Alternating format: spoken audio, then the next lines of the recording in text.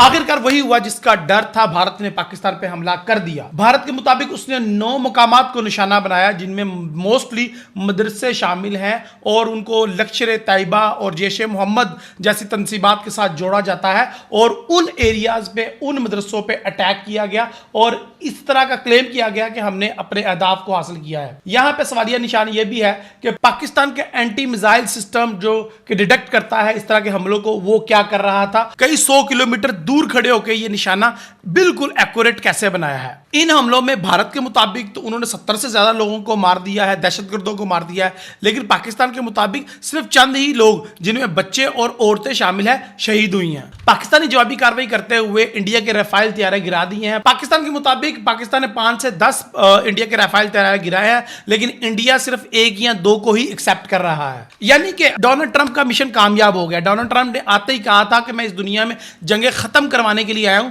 जंगें करवाने के लिए नहीं। तो ये जंग मैंने पहले ही पेशन गोई कर दी थी अपने चैनल forex-ustad.com पे कि ये जंग होके रहेगी और डोनाल्ड ट्रंप इसके अंदर सुलह आके करवाएगा और क्रेडिट लेगा कि मैं जंगें रुकवा रहा हूं। अभी तक अमेरिका, फलस्तीन और यूक्रेन, ईरान समेत कई कंट्रीज के अंदर जो जंगें छिड़ रही हुई हैं उनको रुकवाने में नाकाम रहा है। डोनाल्ड ट्रंप का यह दावा अब कब तक साबित होगा ये तो वक्त ही बताएगा। सो डोनाल्ड ट्रंप ने फिलहाल तो ये कहा है कि इंडिया का ये एक्ट बहुत ही ज्यादा शर्मनाक था और इंडिया को ऐसा नहीं करना चाहिए था। आने वाले दिनों में अमेरिका इस मामले पे क्या पेशरफ्त करेगा ये तो वक्त ही बताएगा और पाकिस्तान और इंडिया के एक्ट्स बताएंगे।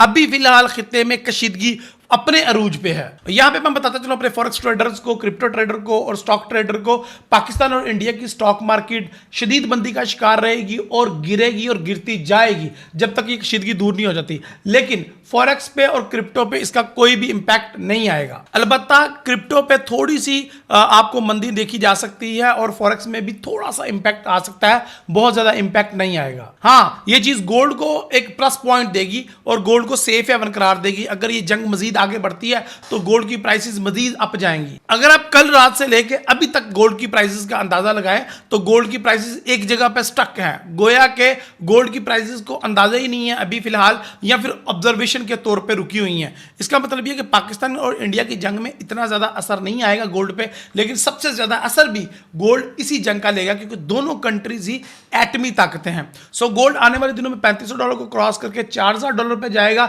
और अगर ये जंग आने वाले दिनों में मजीद कशीदगी इख्तियार करती है तो $5000 तक गोल्ड क्रॉस कर जाएगा इस जंग की वजह से। तो ये कहना कि फॉरेक्स की मार्केट पे कोई इंपैक्ट नहीं आएगा ये गलत है। बिल्कुल इंपैक्ट आएगा, लेकिन आने वाले दिनों में इन कंट्रीज की आपस में चपकलश देख के पता चलेगा और जंगी मामलात को देख के पता चलेगा। अब तक की ये सारी कार्रवाई तो शायद स्क्रिप्टेड लगती है और ये पहली दफा हो भी नहीं रही। पहले भी 2-3 दफा ऐसा हो चुका है कि जब भी इंडिया में इलेक्शन करीब आते हैं तो मोदी सरकार पाकिस्तान पे इस तरह के अटैक्स करती हैं और शायद पाकिस्तान उसमें सहूलतकारी का किरदार अदा करता है। फिलहाल तो पाकिस्तान ने हर तरीके की फ्लाइट्स के लिए अपनी फजाई हदूद को बंद कर दिया पूरी दुनिया के लिए। आने वाले दिनों में क्या होता है ये तो वक्त ही बताएगा, लेकिन आने वाले 24 से 48 घंटे बहुत ज्यादा इंपॉर्टेंट है। शायद पाकिस्तान इससे ज्यादा रिटेलिएट कर दे। इस टाइम एलओसी पे कंडीशन इंतहाई नाजुक है और गोलाबारी दोनों तरफ से जा रही है। याद रहे कि यह हमला 22 अप्रैल को इंडिया में पहलगाम अटैक जो हुआ है, दहशतगर्दी हमला हुआ है, उसका इंडिया डायरेक्ट पाकिस्तान को जिम्मेदार समझता था। उसके रद्द अमल में उसने ये अटैक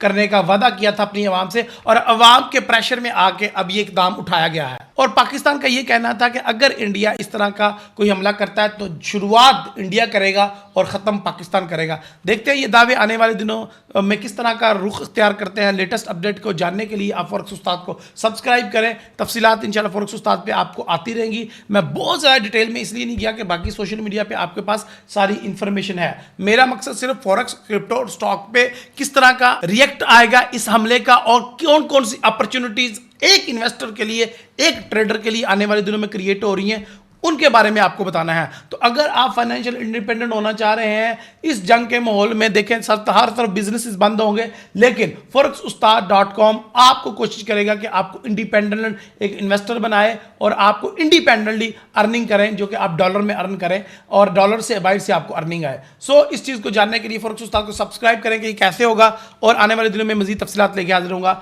अल्लाह करे कि ये दोनों कंट्रीज होश के नाखून लें, क्योंकि पाकिस्तानी अफवाज, इंडियन अफवाज जंग के लिए रेडी हैं, लेकिन पाकिस्तानी अवाम और इंडियन अवाम जंग के लिए बिल्कुल भी रेडी नहीं है।